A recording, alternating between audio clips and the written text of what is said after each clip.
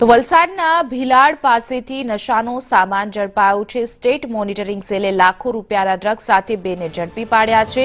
બે Nigerian યુવકોને drugs સાથે ઝડપી પાડ્યા છે। મુંબઈથી સુરત અમદાવાદ તરફ જતા પકડાયા છે। મુંબઈથી કાર ભાડે રાખીને ગુજરાતમાં આવતા હતા। સમગ્ર મામલે સ્ટેટ મોનિટરિંગ સેલે વધુ કાર્યવાહી હાથ ધરી છે। મુંબઈથી સુરત અને અમદાવાદ તરફ આવી રહ્યા હતા ત્યારે ઝડપાયા છે। વધુ વિગતો સાથે અમારા સંવાદદાતા જાવેદ ખાન જોડાઈ ગયા છે। જી જાવેદ, સ્ટેટ મોનિટરિંગ સેલના દરોડામાં નાઇજીરિયન ઝડપાયા છે નશીલા પદાર્થ સાથે। જી બિલકુલ સાચી વાત છે। સ્ટેટ મોનિટરિંગ ટીમની સેલની ટીમને બાતમી મળી હતી કે આ બે નાઇજીરિયન છે જેઓ મુંબઈથી કાર ભાડે કરીને સુરત તરફ આવી રહ્યા છે અને એમની પાસે નશાનો જે પદાર્થ છે એ લાખો રૂપિયાનો નશાનો પદાર્થ છે અને તેઓ સુરત અથવા મુંબઈ અમદાવાદમાં કોઈકને આપવાના છે।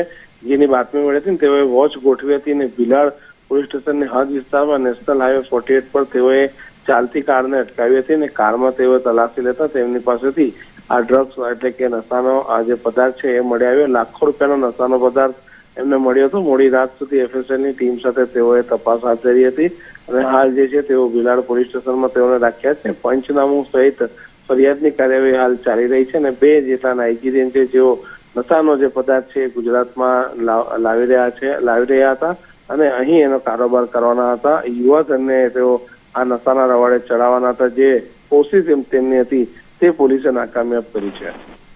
જી, સમગ્ર માહિતી બદલ આપનો આભાર।